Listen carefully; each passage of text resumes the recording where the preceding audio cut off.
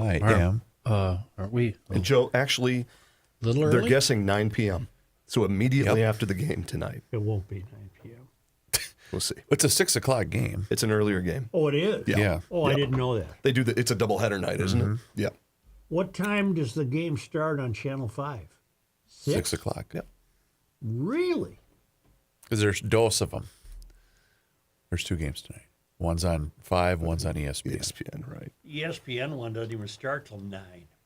You ready? Joe, I am rolling.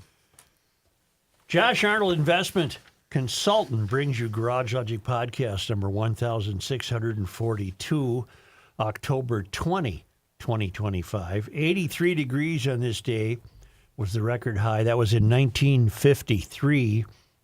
It was 18 degrees on this day in 1960. And what? 7.9 inches of snow on this day in 2020. I don't recall that. Do yourself a favor and call Josh Arnold at 952-925-5608 for a free 48-minute consultation. Hail the flashlight king. And now, from the mayor's office above the boathouse on the east shore of Spoon Lake, it's Garage Logic with Chris Reavers manning Technology Corner, Kenny Olson from the Krabby Coffee Shop, John Haidt in the newsroom, and of course, the rookie. Here is your flashlight king, fireworks commissioner, and the keeper of common sense, your mayor, Joe Soucheray. We're joined in the studio by Eric Rasmussen of the Channel 5 Eyewitness News investigative team. Eric's been around for 7, going on 8 years with KSTP. Where are you from, Eric? I'm originally from the San Francisco Bay Area. Did you do any investigative work for TV out there? I sure did. KTVU. The current investigative work that you guys have done has resulted in a special which will air tonight called What the Fraud. WTF. We're anticipating a 9 o'clock start for that because of an early start for the Monday Night Football game on ABC. Have you, in your years of doing investigative work, particularly noteworthy that you were in San Francisco, have you ever seen anything this bad? Never. I can't imagine that we would. And, we've been talking about it on this show for 5 years. We've been really following it closely and have become highly critical of Tim Walz's leadership. And I gather you're going to run through the gamut of the fraud, the food fraud, housing fraud, addiction, autism, housing stabilization. Am I correct? You got it. What are you going to find out what are we going to see that perhaps we don't know yet? Well, I think you're going to get some more perspective at minimum here, Joe. I mean, my colleague Eric Chaloux just interviewed the new Inspector General for DHS. This guy started in March. And I just went back to review Eric's reporting. More than 1,000 or about 1,000 active investigations into care providers across programs. Since March? Well, currently. Today. And I think that's an important number because this is not a retrospective by itself. Let's go back and look at what happened. This is actively happening right now in Minnesota. The top prosecutors say it, the governor says it, and this new inspector general says it. The governor's been useless in terms of enforcing any consequences, getting to the bottom of this. He's danced around it for years. I don't know what you guys found, guys and gals found, when you did interview Walz. Tom Hauser, I believe. Tom Hauser has a brand new interview with Governor Walz. And, I've interviewed governors across, many different states over many years. There's going to be some limitation in what you get. But, Tom's not afraid to ask. No, I'm looking forward to learning something because I'm unaware of anyone being held to consequence so far. Accountability is a key part of this, right? And there isn't any. Well, and I think you're gonna Tom, ask point blank. Okay. The criticism that this has happened on your watch. Right. And I don't want to mischaracterize the governor's response, but he does respond to that. The other thing he says is the acknowledgement that there's more fraud, like we talked about, to be uncovered. This is not a, hey, we closed the gap in the dam and now we're okay. Right. He's not going to say that. And it stuck out to me that he even called this, I'm looking at my notes here, we have an organized crime ring in Minnesota, is how he's describing. He being Walz. Governor Walz, the extent of the fraud that's been going on for years and is still happening. Well, I hope Tom said, okay, Governor, but that crime ring works for you. Well, I'll let you I'll let you weigh in on that, Joe. What you're aware of a popular documentary that was aired, getting to be 2 weeks ago now, called Precarious State. Yeah.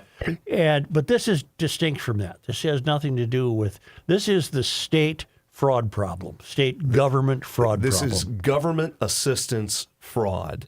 So I'm not going to speak to the other documentary, and that's Right, fine. right. I think it's important to make sure, and you want to consume a variety of media sources in this world we live in today. There's so many, you can go nuts. But not to toot our horn too much, but I think we hold ourselves to a very high standard. I know I do, and our team does in our investigative unit. And sometimes it can be frustrating for people because we can only report what we can prove. And tonight we're going to show you everything that we can prove and what we've learned directly from our sources that we've confirmed. And we ask the tough questions like we talked about. Do you have a dollar amount yet that the taxpayers have been deprived of? It's funny you ask that. Billions with an S. No, and a B. And a B. And this came up in my interview. I just did a fresh interview with U.S. Attorney Prosecutor Joe Thompson. Until very recently, he was the acting U.S. Attorney. Right. But more importantly is he's on the ground floor of this because he's the lead prosecutor on the Feeding Our Future cases. And he made big news with my buddy Jay Coles this summer when he first invoked the $1 billion in fraud. Right. So I said, hey, you stand by that? Are you just throwing around numbers here? He said, oh, it's at least that. He said that is what they will eventually have ended up charging. We talk about reporting what you can prove. He thinks they'll get to the point where prosecutors can prove $1 billion in fraud. But if you just take a step back and we give him the license to do so, he says he thinks there is billions with an S. Did your team discover fraud that has not been made public? We get tips all the time. And I think a good example of that is some reporting that Eric Shalou did, one of our reporters, about the integrated community services. I mean, there's so many acronyms, you'll go dizzy if we try to sort them all out. But this is ICS. This was not on the radar. Oh, I have not heard of it. He hears from a guy who legitimately needs help. Smart guy, physically limited. There was a promise to assist him with it's a type of housing assistance in addition to other kinds of assistance. And his provider, some guy who's submitting invoices to the state, is not providing the help, he says. Right. And he files complaints. And Eric follows up. And that was not on the radar. All right. But I promise you, when they have the news conferences and they start throwing around all the acronyms, now that's one of the ones that's on the radar. DHS has taken steps to pause payments to some of those providers.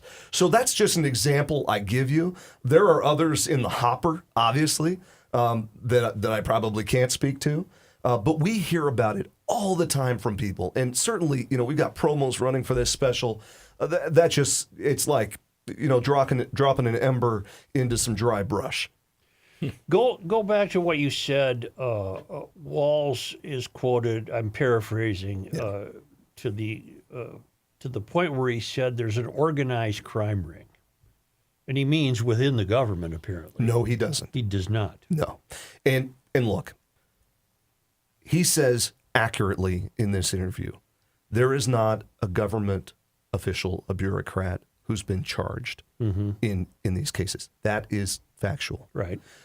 The people charged are wide-ranging, and I talk about the prosecutor, Joe Thompson. He used to be a gang prosecutor and drug trafficking prosecutor in Chicago. He says what we're seeing now is more akin to that than the individual fraudster. Because in the past, it used to be, when I worked in California, I worked in Boston, we'd find a guy ripping off food stamps, right? And he's posting on Facebook, I'll sell you my food stamps today.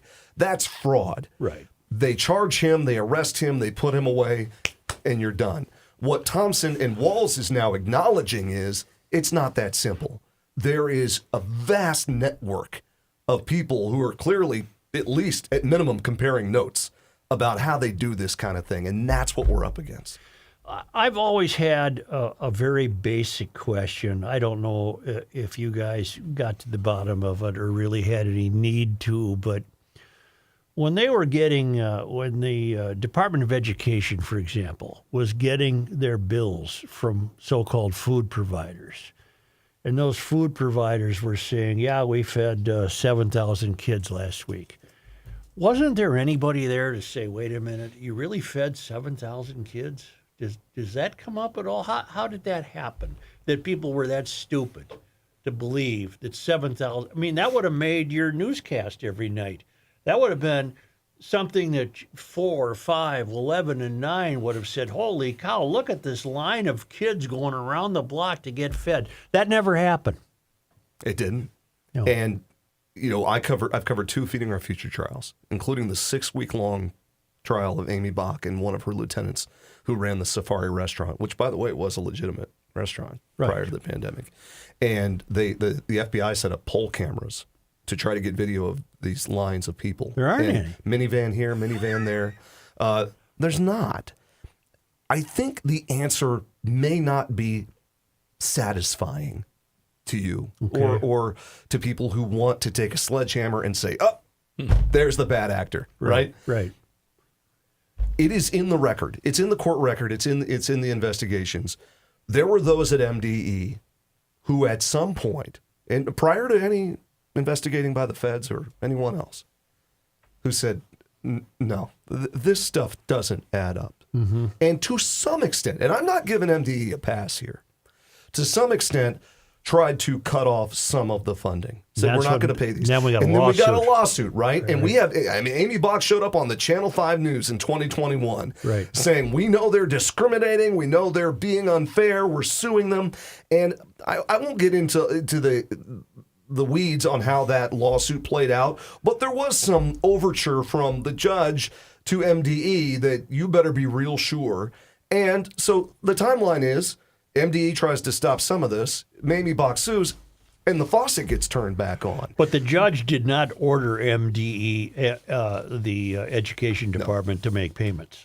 That's been a misconception. you're in this right, town. and you heard the way I said it. Yeah. The timeline is the timeline, and again, I think there's a criticism pie to be handed out, and I don't mean to soft pedal it, but there's plenty to go around, and MDE certainly shares part of that. But to answer your question, yeah, there was somebody saying this doesn't look right, but the question is, and the accountability for us is, okay, what did we do? Mm-hmm. And clearly, there is not a person, Republican, DFL, Independent, anywhere who says we did enough. Right. I haven't found that person. Do you find this, in your experience?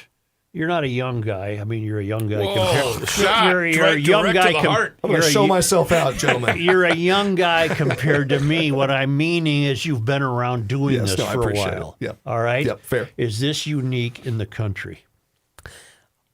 I'll tell you, my skeptical reporter brain told me it's not. And when I Really? sat down with Joe Thompson, this is the prosecutor, federal prosecutor, I said, come on, Joe. I lived in California. I've lived on the East Coast, Florida. I've been everywhere. Is there a chance this is just going on everywhere? Mm-hmm. And you guys have really done a heck of a job unearthing it? And his answer was notable, and you can hear it tonight. He says, Okay. no. He says, we are unique. He says, yes, you can go find individual fraudulent actors in some of these government programs in other states. And, the bureaucracy, the big states like California are. He says, but what they're finding is there are some programs, he says, he didn't specify, maybe I should have followed up. There are some aid programs in this state that he says, his words are, almost entirely full of fraud. Do you get into ethnicity at all? I talked to him about it. I mean, this is pretty much Somali fraud. I called it the elephant in the room. Yeah.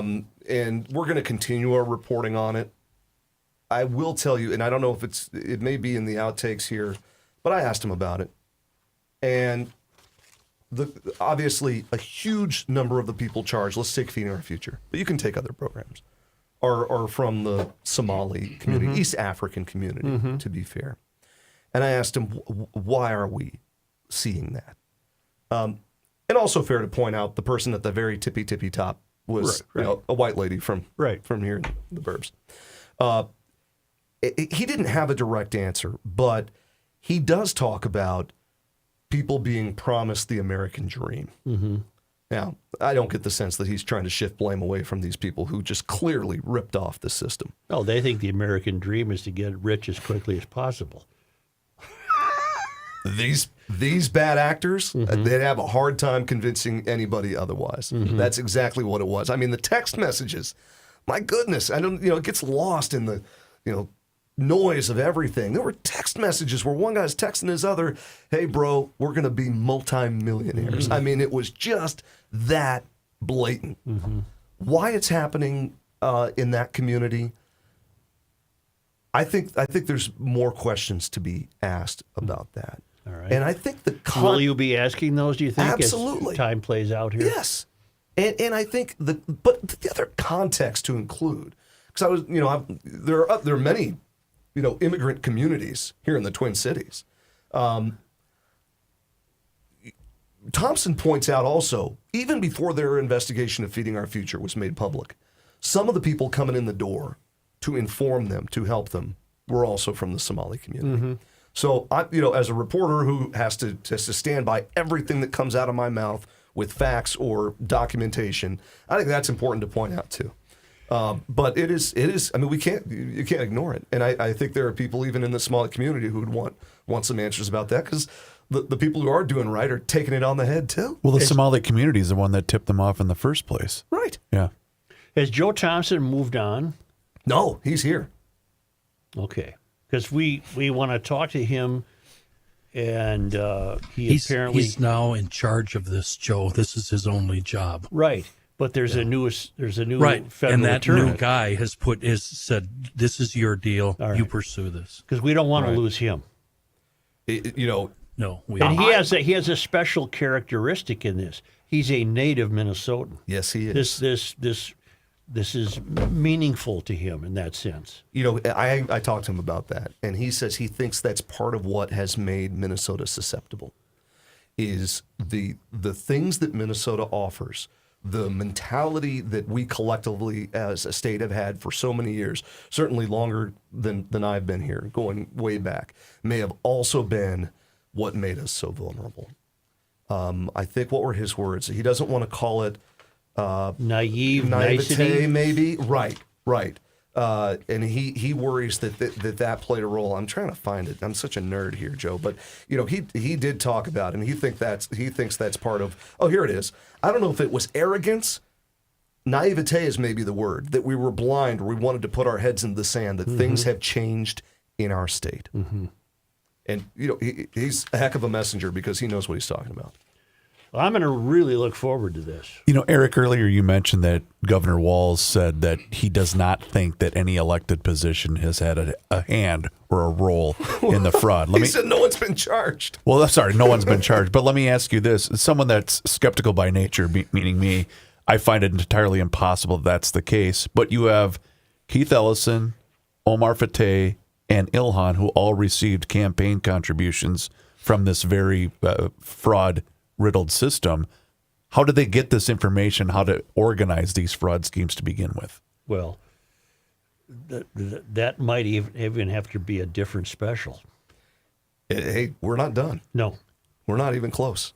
I'm happy to help produce that if you All right. want. Well, you're welcome to come down to the investigative office. I'm not anytime you raising want. my hand. I have a just so face you for know. radio and podcast. Eric Rasmussen, it's called What the Fraud Tonight, Channel 5. It's a 5 Eyewitness News special report. For my money, long overdue, and I'm happy that it's done. And I'll be watching it. And there's a fighting chance we get this on at 9 p.m. or so because it's following Monday Night Football, but because there's 2 Monday Night Football games tonight. One starts at 6 p.m. Correct. And that is the one on Channel 5. That's somebody at Tampa Bay at Detroit. Yes, sir. And following that game, we have What the Fraud. I'm looking forward to it. Eric, thank you very much. Eric, it's funny that he called you old, but he's worried about his own bedtime and what time he's going to Hey, I didn't say old. I was trying to think of a way to say you're not a 21-year-old. oh, you got to work a lot harder than that to offend me, Joe. Should have Get said outta here. seasoned. He's very seasoned. No, I'm going to get to the bottom of this. None of that was meant as an offense. What I was saying is we're not dealing with a rookie reporter here. I found it. That's what I'm I saying. thought rookie was a good term around here. Yeah, sometimes yes, sometimes no. Not really. Not really. Say, I want to remind you, exciting news from the Center of the American Experiment. The Golden Turkey Awards are here. Minnesota, well, speaking of fraud, Minnesota government wastes a lot of money on ridiculous things, and each year the Center of the American Experiment gives out the Golden Turkey Award to the worst waste of money.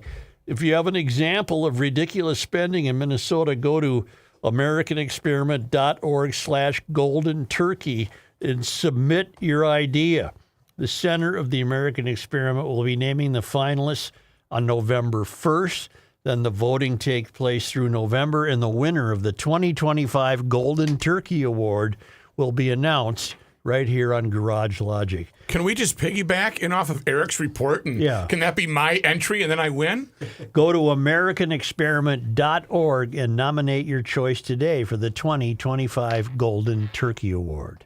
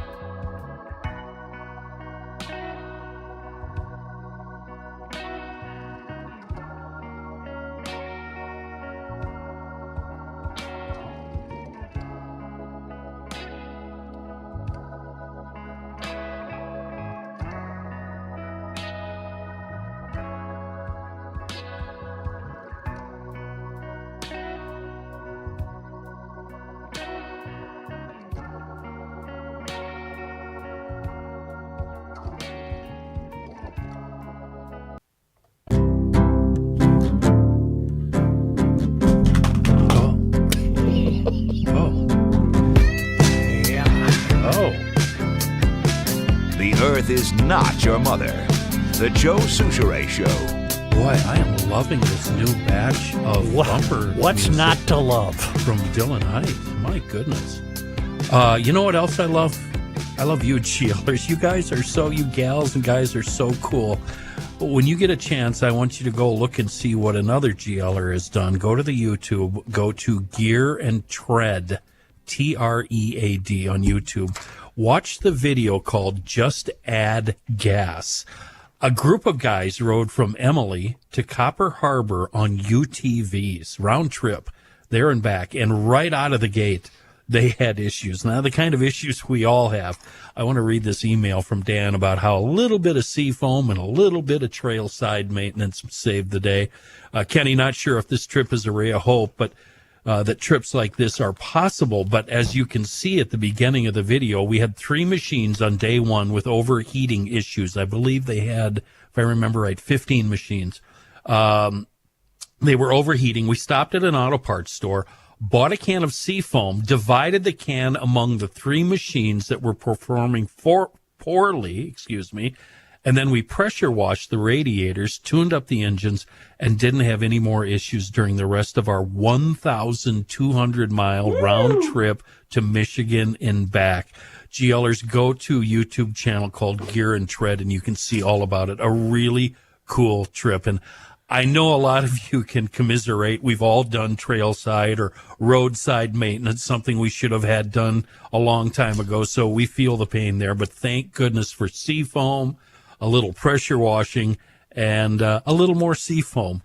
Tune up, back on the trail, and everything was awesome. A great, great trip for GLers. A wonderful product in a world of bad gas and cylinder neglect. We're talking seafoam. Plus, I think the ray of hope there is they were able to access trails from Emily to Copper Harbor all the way. A little bit of gravel roads, a couple of tar roads. Yeah. But, Joe, like all of your great inventions have already been invented, all of my brilliant ideas have already been done. I want to do a UTV trip from New York to San Francisco. Oh, has and it I been guarantee done? it's probably already been done. Yeah. Say, in the Sunday paper, you got to read it carefully. I always do. Sunday Pioneer Press, I always do. page 13. Yeah, I didn't go that deep. By the obits? Yes. Headline is NOAA, National Oceanic and Atmospheric Administration. NOAA offers winter preview. And it's a New York Times piece that the Pioneer Press picked up, written by Amy Graff. All right?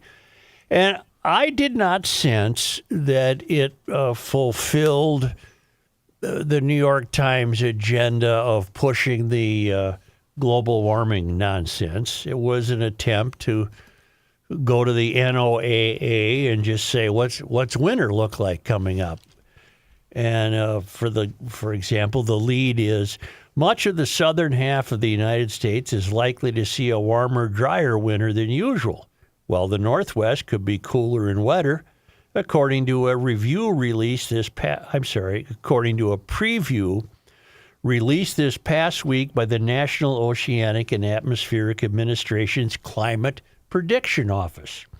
Seasonal forecasts such as this one cannot predict the amount of snow or rain that will fall. These forecasts look at probability, providing a range of possible outcomes and their likelihoods, rather than a single prediction. Okay, and then the story divides the country up into regions: Midwest, Great Lakes, California, Northwest, New England, Mid-Atlantic, Southwest, Southeast. For example, Southwest. The odds are good there. There will be above normal temps, particularly in portions of Arizona, New Mexico, and far west Texas. Okay, what about where I live?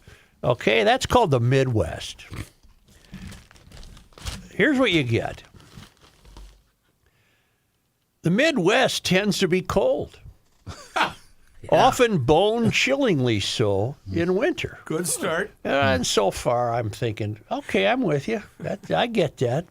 Including North Dakota, South Dakota, and Minnesota, could be colder and snowier than usual. Nebraska falls within the part of the country that could be colder than usual.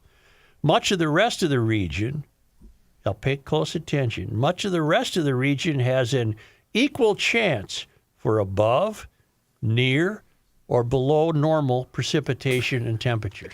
Wait, what? So I stopped there and I said, wait a minute. If I was the editor of the New York Times and I'm on the desk and this story came across my pencil, I'd say, Amy, you got a minute? You're just telling me here that the Midwest has a chance for an equal chance for above, near, or below normal. That's not really telling the reader anything. That's covering all bases. That's just, I don't know what that is, but it's meaningless. This is the same newspaper that does champion in its template. It does champion the hysteria of climate change and global warming and all of the other nonsense. But they're admitting here, they're being hoisted on their own petard. They're admitting here none of these forecasts mean anything because they're all based on probabilities. And the worst one is us. We have an equal chance for above, average, or below. So, hello. Covered. We got it. Hello. What was your point? I just wanted to get that. If out it was there. your paper, though, that's what you'd say. Hey, you'd close the blinds. I'd have close to the say, door. hey, Amy, can I talk to you a minute? What do you mean by this? Is this what they taught you in school? What the hell? I have a. Are you done? I am. I agree with everything you just said. I know you do. You spoke for me, Yes, I did. except in one phrase which you've used before, and I'm wondering if Matthew could provide me with a You have to definition. write this down. Oh boy. Matthew, please what help. it is. I got turnips in my pocket, celery growing out of my ears. What does hoist with his own petard mean? Do you want a drum roll? Would you like a drum roll? Yes, here's Okay. what it means. And I don't want you to Google this on Urban Dictionary. He is very, very talented. That's what it means? No, Yeah. that doesn't want to mean. Hoist on his own petard. You know what? I think we should let it go and let GLers discover for themselves what that means. It's one of the most wonderful phrases in the English language. John, Yes.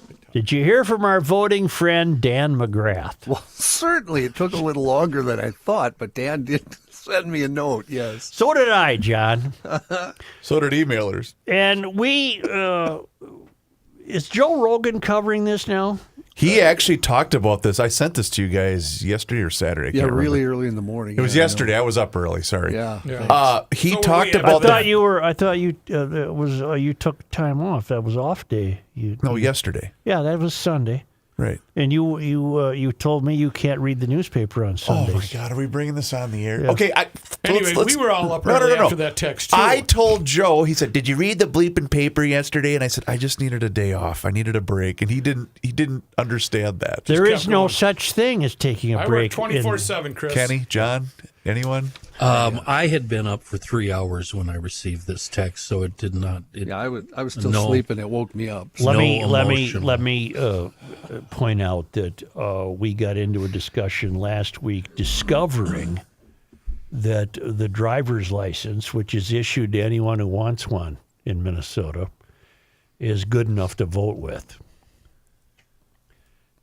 John contested that. We arrived at a number of neutral conclusions. But Dan McGrath was listening. He is the voter expert in Minnesota. We're going to have him on again. I believe tomorrow. All right. But he writes, I got something going on tomorrow. That's Okay. right. So I forgot to tell you guys. he addresses this to the esteemed captains of common sense. I'm a bit behind, but just caught up on the, as usual, exemplary GL episode from October 15, wherein you spent some time on the House Fraud Committee's recent interest in election fraud and whether non-citizens can vote. At the end of your inevitably cringe-inducing guessing game I love that. about our election laws, I just shrugged and said to myself, Well, I tried. Yeah, I don't know why he bothers anymore. You do have my contact info, and you're welcome to shoot any questions. I want him on the phone, by the way, tomorrow. Okay. There's no need for him to come in because we're not going to dwell on this for a long time. Just have him on the phone. What is the dwell mark? What's the over-under? Honestly, I wasn't even going to write this time, but John baited me. So woe on your head, Mr. FYI.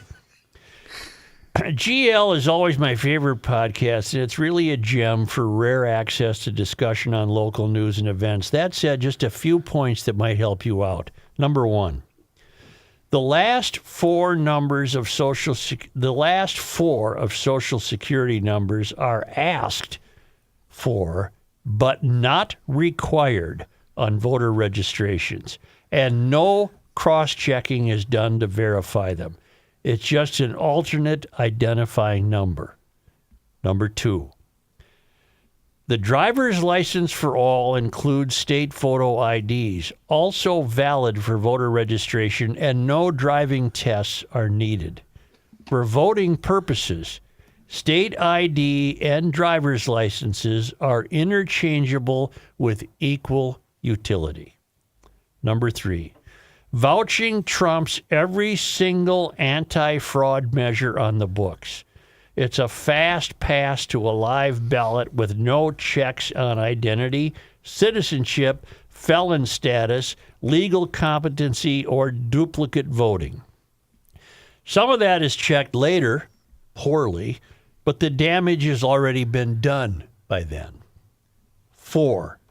When a voter ends up officially flagged for challenge due to a detected ineligibility issue, like citizenship, for example, that doesn't exactly stop the voter in his tracks.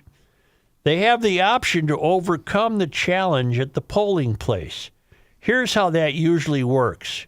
Judge, do you swear you're eligible to vote? Voter, yes. Judge, here's your ballot. Good luck, Dan McGrath. We'll talk to him tomorrow. All right? The judge says, "You serious, Clark?" Yeah. The problem with talking to McGrath or anybody about elections is that it's been bollocksed up almost beyond human comprehension. Something that was a quaint American tradition has become extraordinarily tossed and turned.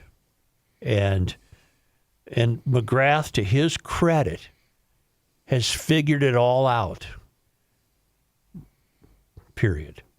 Can we play Quiz Kenny? Sure. Oh, I love this game. So they ask for the last four digits of your social, Yeah, 1, 2, 3, 4.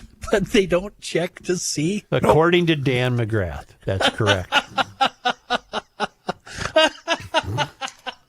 At the risk of starting a fight, which I do not want to do. John's being very exemplary himself right now.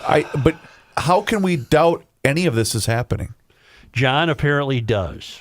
Because Prove a negative, Chris, as the old saying goes. But the problem, John, is we just spent an entire first segment talking about the billions and billions of dollars of fraud. By an organized crime syndicate. And this is directly correlated with the fact that people are voting in this state that aren't allowed to.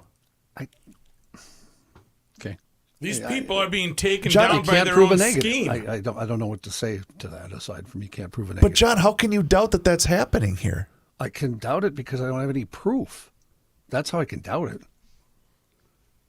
I'm not saying it doesn't happen. I'm just saying I don't have any proof. Okay, that it's no, fair. I'm going to be a peacemaker. That's the one question, John, you should ask Dan McGrath tomorrow. Dan, where is the proof of fraudulent voting?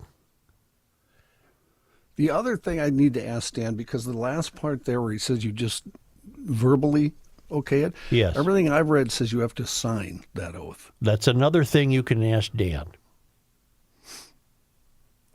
But even if that oath is signed, you're not going to be able to prove that that person's not eligible if they're doing it in person right away.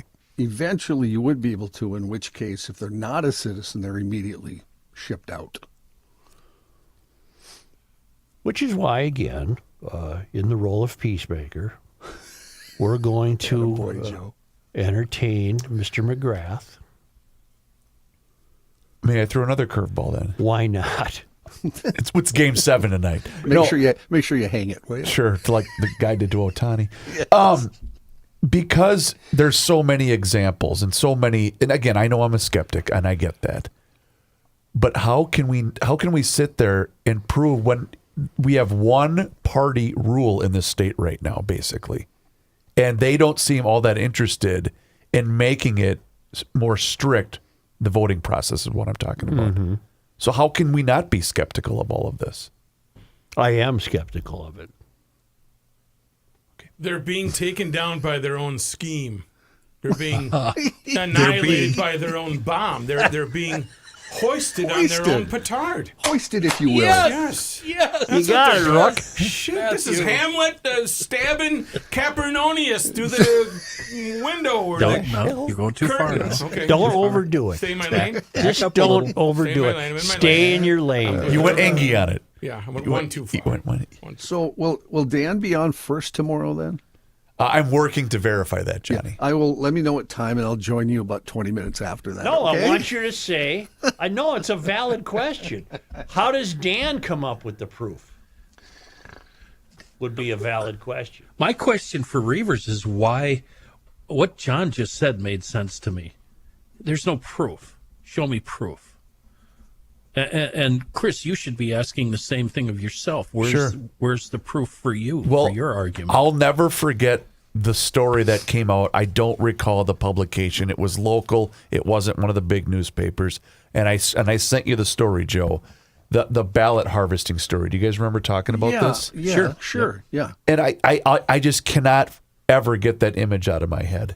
But that entire story pretty much was disproven. Well, but again, okay, maybe. Why don't we wait for McGrath? Now that we're turning it into All right.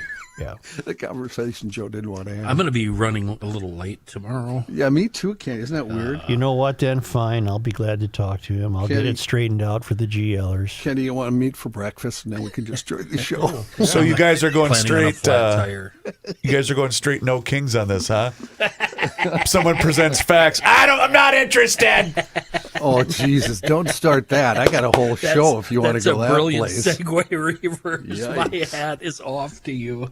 You're welcome. I would also like to I have clear. lists if you'd like them. Chris. I would also like to clear up something from our friend Steve Mulholland, who lives in the belly of the beast in Minneapolis. He wrote us a cheery note last week on how much he enjoyed New York. Yes. And then Mr. Mulholland suffered some pushback on that with people saying, "Are you crazy? That's a dangerous town." All right. Mr. Mulholland has responded. Joe, if I may make a point of clarification regarding my recent trip to New York and my comment about feeling safe while walking along Central Park past midnight. I was disheartened to be branded a moron by the likes of Sanibel Jim and his GL neighbors in Florida, not to mention Reavers and his GL neighbors in South Dakota, to have such a reckless disregard for my own safety. I wrote that I walked along Central Park, more specifically along Central Park South, past the Four Seasons, the Plaza Hotel, and all those smelly horse carriages. Please give me more credit than to be dumb enough to venture deep into the darkness of Manhattan's urban forest at such a late hour. Although I like my chances better there than 8th and Hennepin these days. Keep pushing back. Loyal listener in the belly of the beast, Liberal Lakes area of Minneapolis, Steve. All right. In other words, he's a GLer. He watched himself. He had his back. So, how many of us here at GL can say they've relieved themselves in strawberry fields in Central Park? Just me? Well, I've been in Central Park many times. I really can't recall defacing it in any way.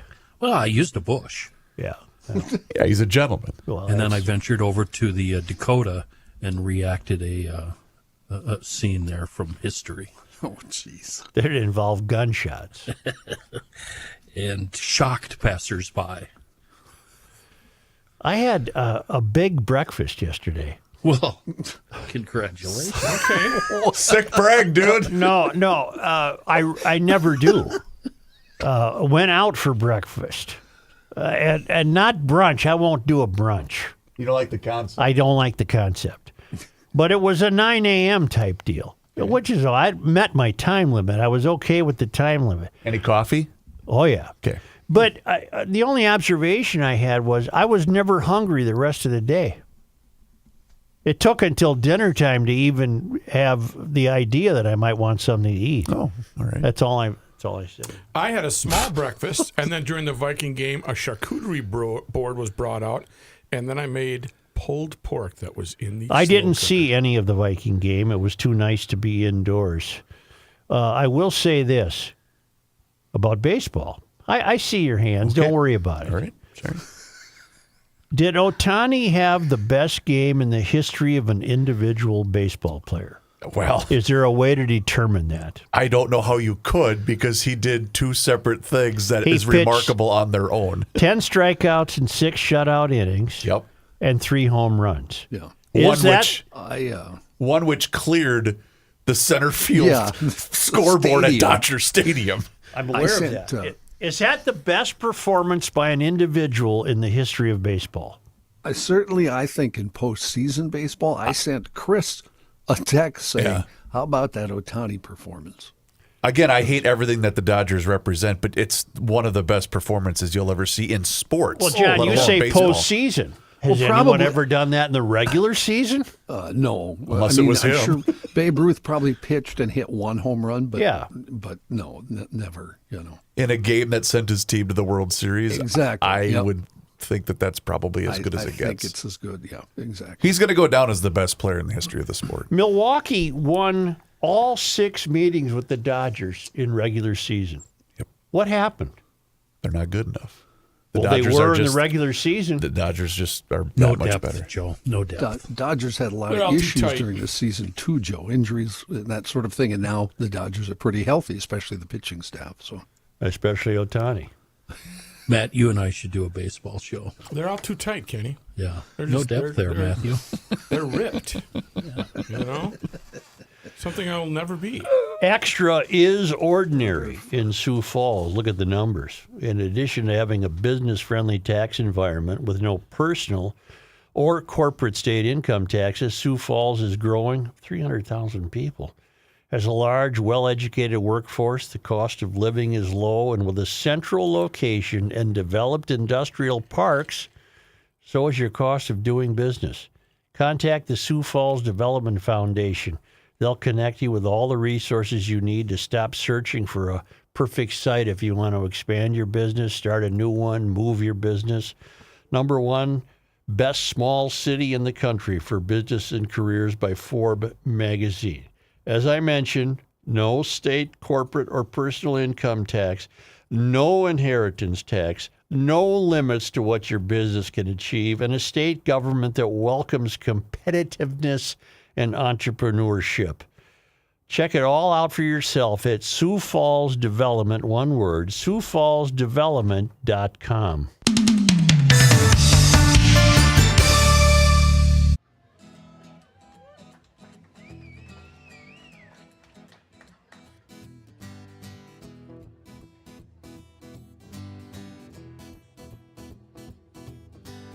I was 17, my old man was 55. If you do the math between the two of us, that's 72 years of life. An eternity, so it seemed to me. How could anything live that long? Now I say my folks were only 84 the year that they passed on. For a little while it seems you got time to choose your dreams. Pretty soon you look around and you see years ain't what it used to be.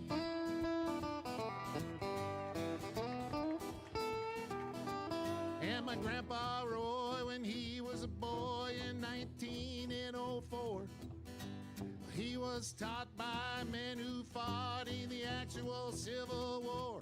And only 8 decades passed, and my high school class put the tassels on the other side. Started on our way full of naivete on the great American ride. The months and years slide past, each more quickly than the last. Pretty soon you look around and you'll see 100 years ain't what it used to be. Oh, Johnny! Oh, yeah.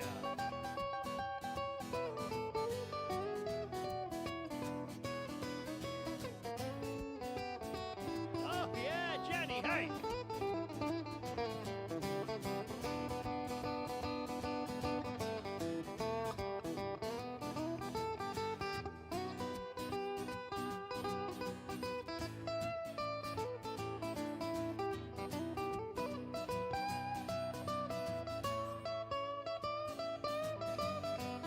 Oh, yeah! He did the guitar face.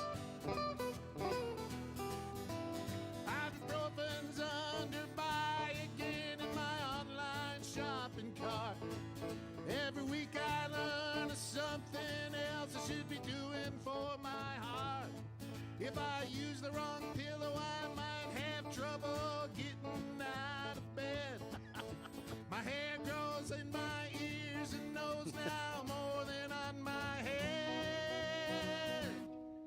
As a kid, to me, ancient history was something like World War I. But I arrived close to that time than this year as I sing this song. And I'm starting to find I can wrap my mind around life is brief and dear. I can hardly believe my baby girl's turned 26 this year. For a little while it seems you got time to choose your dreams. Pretty soon you look around and you'll see everybody 100 years ain't what it used to be.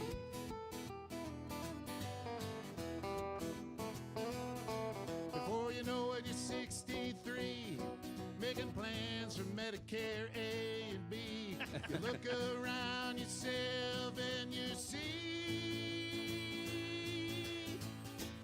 100 years ain't what it used to be.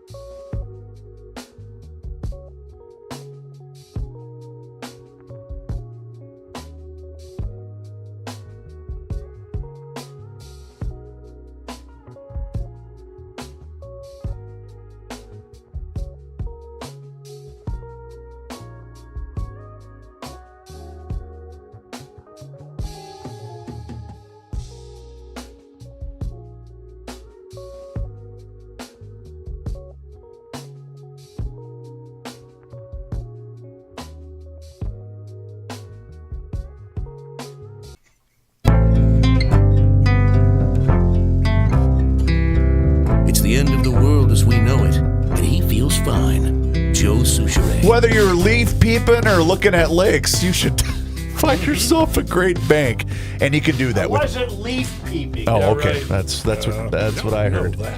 Anywho's, They come to you. North American Banking Company is here for you, your family, and also for you small business owners. And you know what? Locally owned and operated with that personalized service. And that's what you get anytime that you walk into any one of their 6 Twin Cities locations, whether it's Roseville, 50th in France, Hastings, Woodbury, Shoreview, or Maple Grove. They offer all of the services as the other big national banks.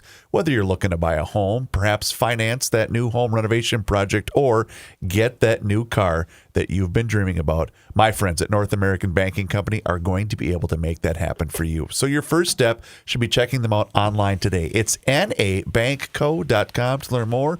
Once again, it's banking done differently.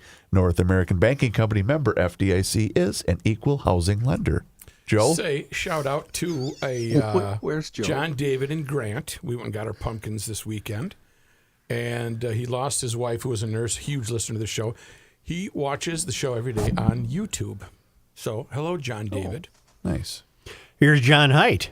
Thank you, Joe. I was thinking maybe when Dan shows up tomorrow, maybe he'll just want to talk baseball instead of Could be. voting. What do you Could think? be. Is he coming on the show tomorrow? Inside? We're going to get him on the phone. This news brought to you by North American Banking Company. Update to a story we've been following. A judge on Friday handed down a 14-year sentence to that former Minnesota Teacher of the Year who was convicted of sexually abusing one of his students. Following an August bench trial, Hennepin County Judge Sarah West found Abdul Wright guilty of grooming and sexually assaulting a 14-year-old girl when he taught language arts at Harvest Best Academy Charter School in 2017. In 2016, Education Minnesota had named Wright Teacher of the Year. Prosecutors charged the 39-year-old Wright after the victim's mother reported the abuse in 2024. He resigned from his most recent job at St. Louis Park High School when the allegations came to light. West sentenced Wright to 172 months, the top of the guidelines range for a person with no previous criminal history convicted of first-degree criminal sexual conduct. Under Minnesota law, Wright must spend 2/3 of that time, or 9.5 years in prison, before being eligible to serve the remainder unsupervised release. West also ordered Wright to register as a predatory offender. You got more time than George Santos, who was pardoned by Trump after, I think he went to prison. He went to a 7 country months. club jail on about August 25th. So what's that? He didn't even serve 2 months. I got that in the news. Oh, the good. details, if we get to it. 2 people are in custody this morning after an overnight standoff in Brooklyn Park.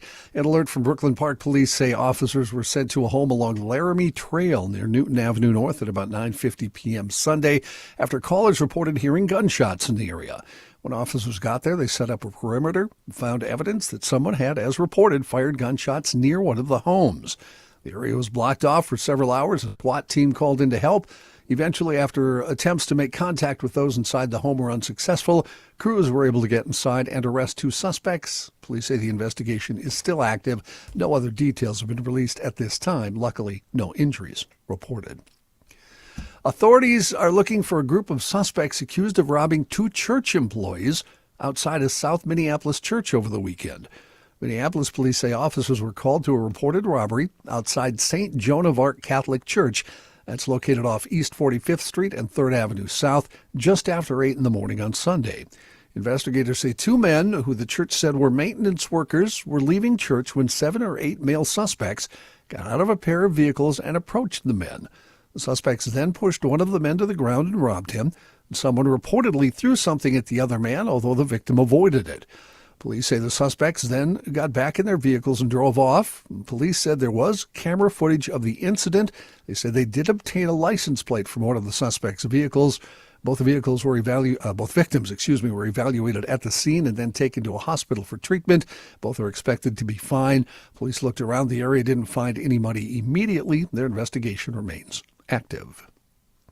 And thousands of homeowners in Minnesota are seeing delays in energy bill assistance due to the ongoing government shutdown. The Low-Income Home Energy Assistance Program, known as LIHEAP, cannot provide benefits while the shutdown continues.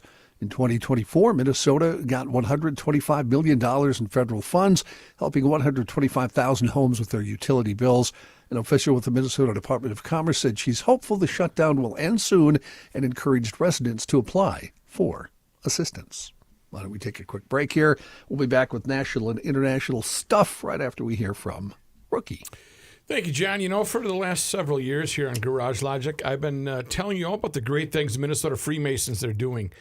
You know, they donate millions of dollars annually to support cancer research, healthy aging studies, children's communication disorders, just to name a few great things they do. The Freemasons throughout Minnesota, they work together to make the world a better place, focusing on core values, authentic friendship, personal growth, helping those in need. And if you want to learn more, they'd invite you to their website, mnfreemasons.org. Also, you and your family pay attention to the upcoming civility projects that are aimed at rediscovering the power of respect, empathy, and connection. This initiative gives the next generation to thoughts about reclaiming civility through real conversations, timeless etiquette, and building community. They'll have more on their website, mnmasoniccharities.org/civility project. But check out all the great things the Freemasons do by, again, going to their website one more time, mnmasoniccharities.org/civility project.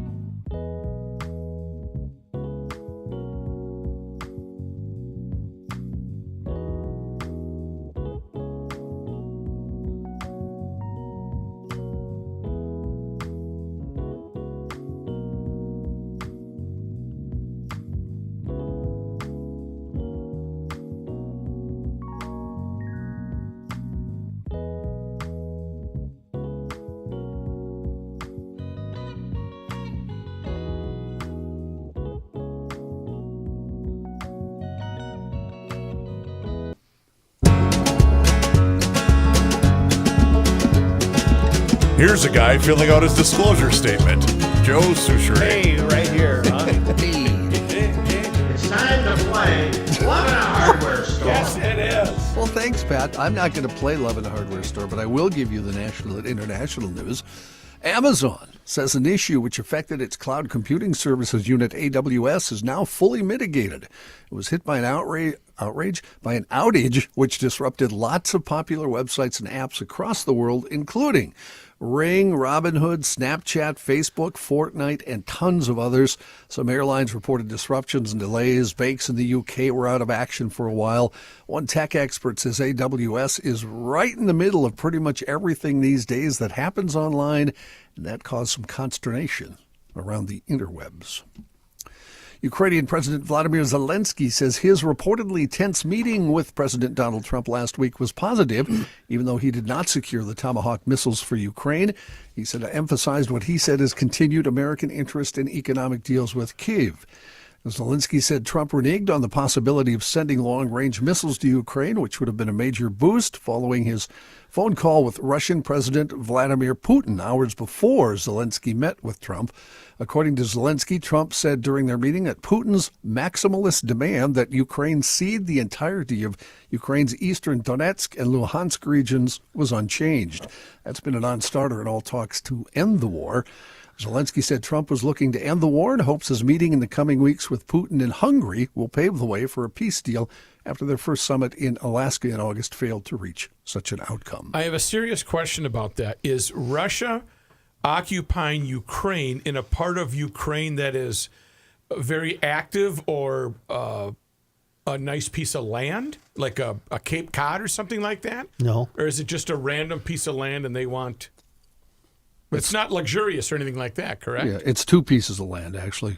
Yeah, and there's cities Okay. in them. But there's nothing special about them. They just want them. Russia, yeah. Okay. Well, the prevailing thought is that Russia would like to continue to expand, if you know what I'm saying. Got it. Russia would like to recreate its Soviet. imperialistic dynasty from a couple hundred years ago. Okay. Reimagine? Yeah. Israeli Prime Minister Benjamin Netanyahu has now met with top U.S. envoys Steve Witkoff and Jared Kushner after weekend violence threatened to derail that U.S.-brokered ceasefire in Gaza. A Netanyahu spokesperson said that U.S. Vice President J.D. Vance and his wife are expected to visit Israel within a few days to meet with Netanyahu. Meanwhile, President Trump said the ceasefire was still in effect after Israel launched deadly airstrikes and halted all aid to Gaza on Sunday, saying its troops had come under fire from Hamas. 2 Israeli soldiers killed, about 100 Palestinians died as both sides blamed the other for violating the ceasefire. The president said Hamas leadership may not be involved in the violations. He told reporters aboard Air Force One, "We think maybe the leadership isn't involved. Either way, it'll be handled toughly but properly." He was unsure, he said, if the Israeli strikes were justified, saying, "I'll have to get back to you on that." I have a question. You got your Hamas. Yep. You're currently getting, or you were, I guess, getting aid, and you're disrupting all of that. Mm-hmm. And you're going to be the first ones then to complain about the breaking of the ceasefire? You're correct. Okay. That's a good setup they got over there. A manhunt is underway after thieves broke into the Louvre and Very stole... good, John. Very good. I got to share a sentiment with our listener, the Mink. I like a good jewel heist. Oh. I think they're interesting. You're pro? I mean, this one's got visions of Cary Grant and Gina Lollobrigida on the back of a Vespa. And it's just, Very it's interesting, yeah. very classy. Did you get the feeling with this that somebody somewhere had placed an order and then these guys went out and got it? Because how are you going to fence this stuff? You break it up so it's unrecognizable. You just, all of No, a sudden, have you now you got a ever- pouch of diamonds in your hand. What was the movie with Steve McQueen and Ollie McGraw, The Getaway? The getaway. They were doing a job for a guy. I think these guys were doing a job Could have for been. somebody. Yeah. But to the worshipers of the Napoleonic estate, they'll never see this stuff again because they'll just chop it up into emeralds and diamonds. I don't believe that. I think this is in somebody's collection now. Well, that'd be pretty bold. The jewelry, as Joe just alluded to, belonged to Napoleon Bonaparte's family, some of it. The gang entered the Apollo Gallery in broad daylight shortly after 9:30 a.m. Once the gallery had opened to the public, stole 9 items, including a necklace, a brooch, and a tiara. The masked criminals arrived in high-powered scooters and reportedly gained access to a part of the building where construction was taking place after using a van-mounted extendable ladder to enter on the Seine River side of the museum. I'm hearing the Ocean's 11 music. How could this be?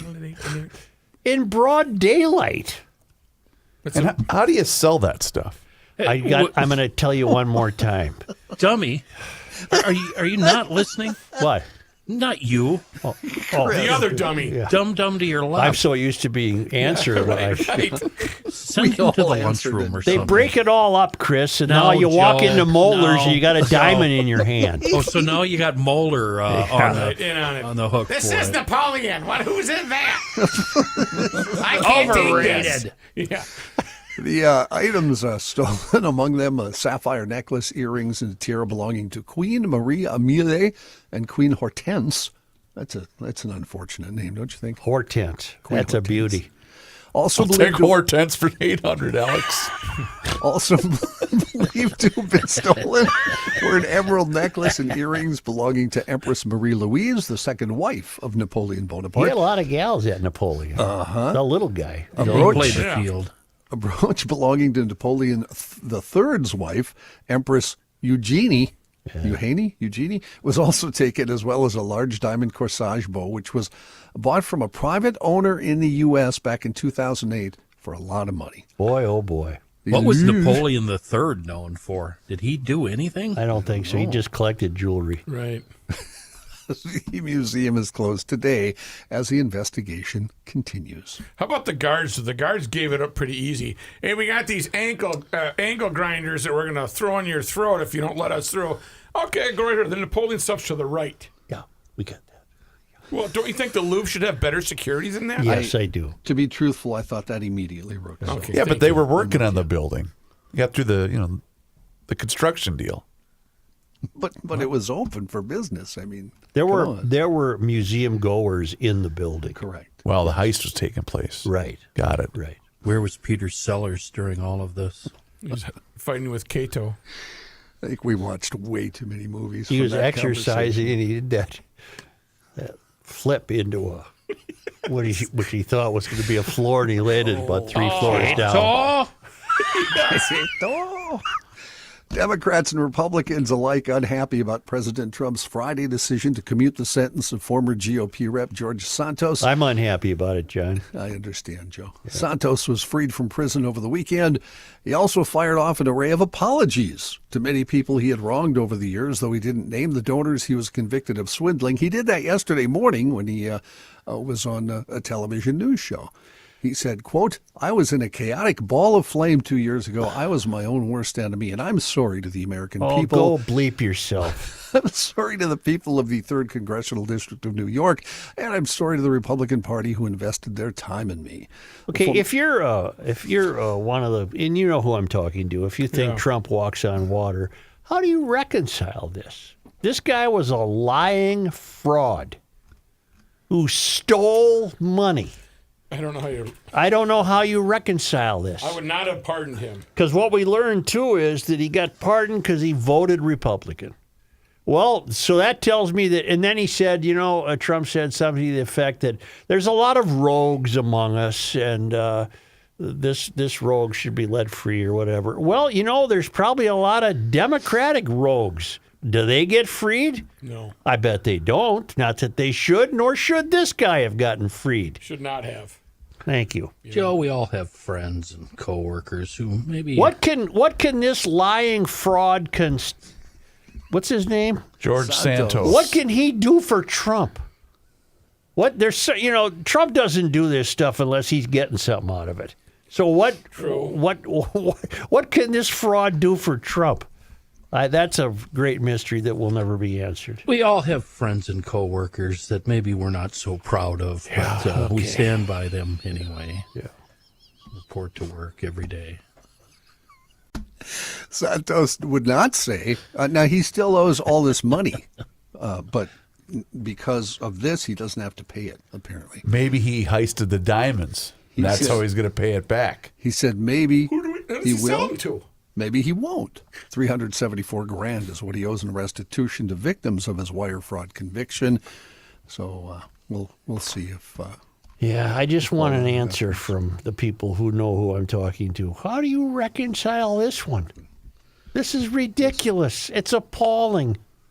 This wasn't really timed this way, but my next story is millions of protesters turned out in cities across the U.S. Saturday. If there was ever a time for social media to have the man on the street, it was this past weekend. Mm-hmm. demonstrating against what they described as authoritarian overreach by the Trump administration.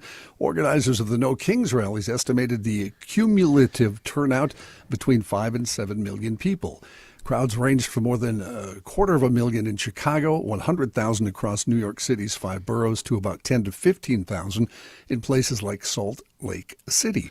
No major incidents reported, although 15 people were detained after clashes with police at an ICE detention center just west of Chicago. I got caught in one. I saw a lot of overweight white males holding up signs that said 8647, which means kill.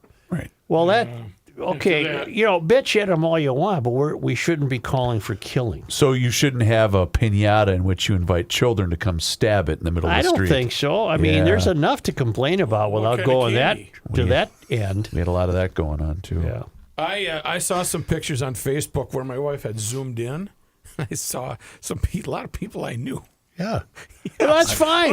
That's fine. Whoa. Stand on the curb and that's great. But you're calling for his murder. That's not great. It's taking it too far. I think so. It was a beautiful weekend for hate. It really was. And let me use this opportunity to plug my hate resort here in western Douglas County. That's right. where He does have one. For a small fee, $5,000, you can spend the weekend smacking a stick into the ground and screaming at the person that's done you wrong. That's right. The hate resort. What's the title? What's it called? FU Resort. FU Resort. Fun Unlimited. Yes. I feel, of course, then that I must point out that our president took to Truth Social to post something He sure did. that I didn't understand that, John. Could you describe it for us? Yeah, he was flying an airplane, a jet fighter, and he dumped a bunch of feces. Manure, let's call it. Let's call it manure, on protesters, to which I had somebody immediately texted me, you know what they said, right? There he is again, bleeping all over the American people, just like he always does. But immediately was They make texted jets to me. that are manure spreaders? They Barely. do, for him, they do. Cool. Yeah. And then I Beautiful thought manure. it was really weird because then what's Fuentes' first name? Brian, Pete, Carlos, Sam, Frankie? the goofball Nazi. Right. He attacked Trump Yeah. for running that, saying there's something wrong with his brain. So I thought, okay, you know what? This is not the real world. We've exited the real world. no, at this point. is bears no resemblance at all to anything. Yes, I understand what you're saying. I got punked by my wife saying that the CP was seen in one of the photos with her Garage Logic sign and all of her Garage Logic garb on the corner. I happen to know that wasn't true.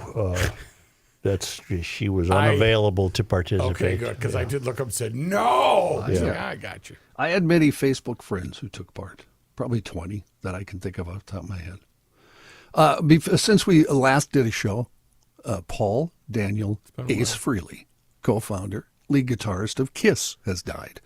He died after injuries suffered during a fall last month, according to a statement from his family. Frehley had joined co-founders Paul Stanley, Gene Simmons, and Peter Criss. Late in 1972, remained with the band for most of their significant eras. He left in 82 for a solo career, but rejoined in 96 when they reunited. He worked as a solo artist during the intervening years with his band Frehley's Comet and under his own name. And in 1978, remember, all 4 members of Kiss released solo albums. A lot of folks thought his was the best, featured the hit song, New York Groove. Frehley was 74 years old. No comments. Where do you guys? I'm not going wouldn't to walk fight with across Joe. the street to Joe's see going those Joe's going to say fruitcakes. something some good rude lyrics. and wrong and untoward, and I don't feel like fighting with him. Well, I wanna they were rock and roll lousy. all They were a night. lousy Okay. band. Party All every right, day. whatever, Gramps, They whatever. were Lousy, Seriously. lousy band. It's like never talking to a Kiss fan. 200-year-old man. I was never a Seriously. Kiss fan. They were the opposite of what I listened to. You guys but to deny, no, you don't- shut up for a minute, Olson. But to deny their influence, Well, I didn't think- deny their influence. I said they're a lousy you can't. band. I mean, Here's you what got it was. everybody and you in the guys world. don't and nobody understand has this. any taste. That's why they no, had I'm talking about influence. guys like Dave Grohl. And, I mean, well, you know. Here's Takes what a you lot don't to put that understand. makeup on. You don't understand fun. That's all Kiss was fun. I guess I don't. Let me also say that I read Mike Campbell's autobiography. He was the lead guitarist in Tom Petty's Heartbreakers. We're aware of that. He said there was a chapter about them early on the road. He said Kiss was very helpful to them because they opened for Kiss. And he said Gene Simmons talked them up everywhere he could, every newspaper, every article, talked about how good they were, et cetera, and said they were very kind to them, which in those days, if you're familiar with the history of rock and roll, was not something that usually happened. You know how Ace got the job? How? He responded to an ad in the Village Voice.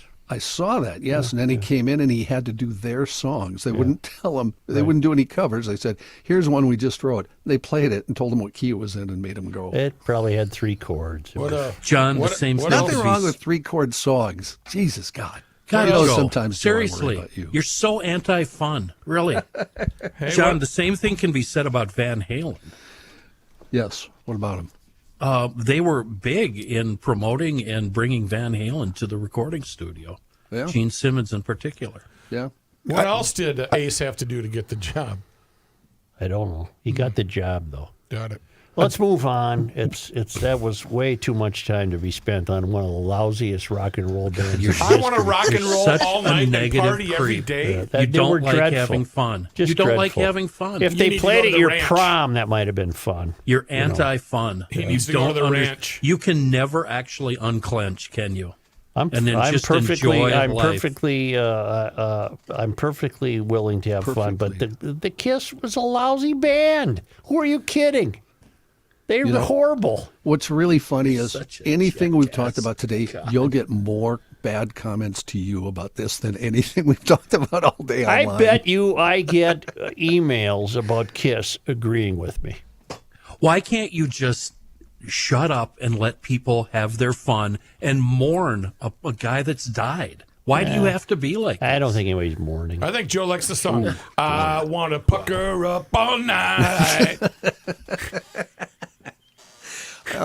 Big oops over the weekend. Don't know if you saw this. Oh, no. Metal shrapnel from an exploding artillery shell fell and hit and damaged a California Highway Patrol vehicle as personnel at a U.S. Marine Corps base fired live rounds over a highway against the objections of the governor of California, Gavin Newsom, during weekend exercises observed by Vice President J.D. Vance.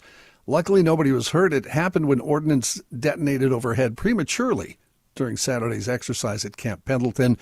Newsom had strongly objected to the firing of munitions over Interstate 5 for safety reasons. He then closed the 17-mile stretch of the road connecting Los Angeles and San Diego during the drills. The incident occurred in an area where officers had shut down the traffic. According to the Highway Patrol, a Marine Corps spokesperson, the service was aware of a possible airborne detonation of a 155-millimeter artillery round outside the designated impact area. Before all that happened, the Marine Corps had said there was nothing unsafe about the exercise. They said they didn't have to stop traffic on I-5, but the governor did it anyway. One occupied patrol vehicle was hit by shrapnel during all this. Officers found a 2-inch piece of shrapnel in the vehicle. It left a small dent and scratch on the vehicle's hood. One Highway Patrol motorcycle was hit by shrapnel.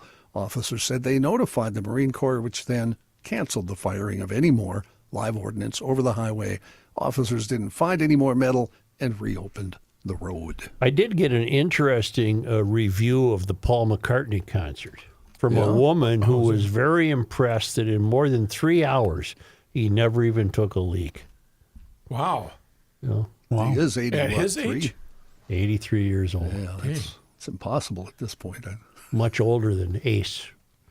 I did see at one point, because it was Friday night, correct? The show was? That's right. I did see at one point, you could get in for a pretty decent price. Yeah, very On the street or? Secondary market, yeah. secondary. Yeah. Like what? How much? Like less than 50. I saw $30. Well, I had 2 youngsters attend, and they were thrilled. I was just disappointed I wasn't able to sit next to John this time. Like And we were leave the last early. time. John, thank you.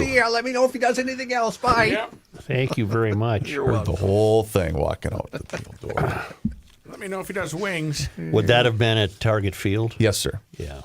That was a good concert. It was. I had a very pregnant woman with me, then she was ready to go home. Yeah. So it wasn't my call. Say, you know perfectly well that if we had almost 8 inches of snow on this day in 2020, snow was on the way. You want to get your garage door taken care of while the weather is still accommodating. Get a hold of Precision Door. If you need a new door, GLers get $100 off a single door and $200 off a double door. And if you like your current door, but you're a little worried about it, she's acting up, she's making some odd noises, you want to get that taken care of before the cold weather sets in. So they have a noisy door tune-up special that includes a 25-point safety inspection. It's $149. That's usually a $290 value. And so either one, get ready for the colder weather ahead. Annual maintenance reduces the future wear and breakdowns of your door. Book online at precisiondoormn.com, precisiondoormn, one word.com, or call Precision Door at 612-263-6985 to schedule either a new door consultation, that's free, of course, or maybe you want to book a noisy door special.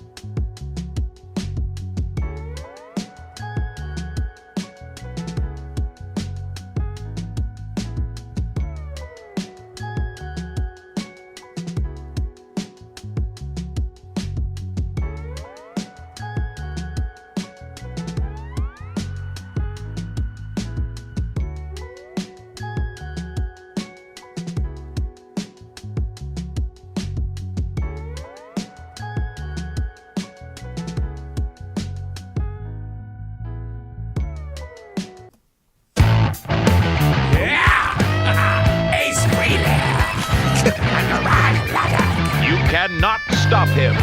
He'll just make a move. Joe Souchere. Solo.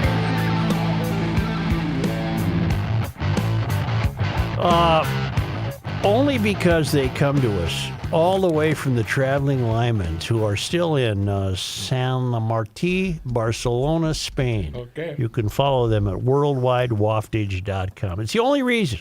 It's because they come to us all the way. It was on this day, October 20th, 1818. The northern boundary of the United States was set at the 49th parallel of latitude, extending from Lake of the Woods to the Rocky Mountains. On this day, October 20th. in 1849, the Minnesota Historical Society was incorporated by an act of the territorial legislature, and Alexander Ramsey was elected its first president. Oh, of course. On this day, October 20th. In 1896, daily mail delivery began in Cannon City. You ever been? How can we have a Minnesota History Center when we have been a state for 1 year?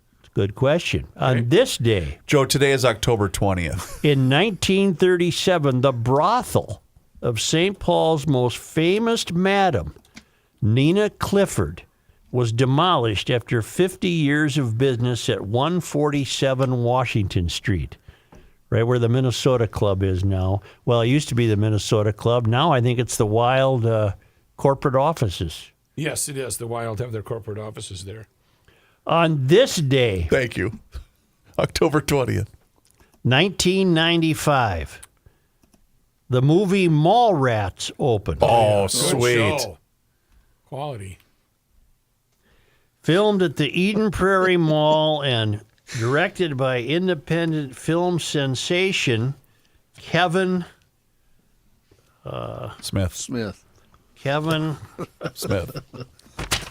Smith. The movie flopped in theaters but developed a cult following. Boy, did it ever. Yes, it did. John, are you in that cult? I am. I love that movie. Yeah, I thought it was a good movie. I've only seen it once. I'm not. By the way, Joe, Cannon City, I'm just going to be quiet because Kenny will just get pissed. he might be gone already. I'm not angry. You know what? You do you. I'm sorry for objecting. Your Highness. No, seriously. On this day in Minnesota you. sports disappointment history. Who'd we lose to on October 20th? Well, in 1991, on this day, you had the famous Ron Gant Kent Herbeck wrestling match. And I have that ready to go for Monday Night Sports All Talk. right. And on this day, Joe, today is October 20th. in 2019, the Loons lost to the LA Galaxy 2-1 in the first round of their first MLS playoffs. Major League Soccer, right? Yes, sir. And they lost. So that was a disappointment. Yes, it was. And thank you very much, Gio. Cannon City, about 20 minutes northeast of Faribault. I'm unaware of Cannon City. Been there many times. Are you sure you're not thinking of Cannon Falls? Nope, Cannon Falls is due west. Cannon City is a very small community. And it still exists. It's in Rice County, yep. Do you think that they know that on this day in 1896 they finally got mail delivery? I think there is something there that commemorates that very thing. But I wonder why there. I mean, everybody eventually gets mail. Hey, something's got to start somewhere, Yeah. right? True. All right. Well, thank you so much. You got it, Ace. Let's do this. Huh? What's the name of the mansion next to the governor's on the corner there? Wasn't she an old madam? No. Not Baker. It's Ma Baker. I know who you're thinking of, but no. Was it? Okay. That one, the woman who ran for office all the time. I think so. Yeah, I know who you're thinking of. Okay. Please do us a favor and hit subscribe on the Garage Logic YouTube channel. That's right, Garage Logic's got a YouTube channel. It's got a dark screen right now, but you can watch the show each and every single day, starting right around noon. You can also see full segments, video shorts. There's behind-the-scenes footage, but it's all there for you. Just Sometimes search even Garage. There's a crispness to it. Yes. Garage Logic on YouTube. You can also search Garage Logic on all of our social media channels, which includes Facebook, Instagram, and Twitter. And also, don't forget to sign up for the Daily Logician. That's an email that comes right to your inbox each and every single day, and it includes the most recent episode of the podcast. Sign up today at garagelogic.com. Thank you, Mick. Butler Mansion. Rosalie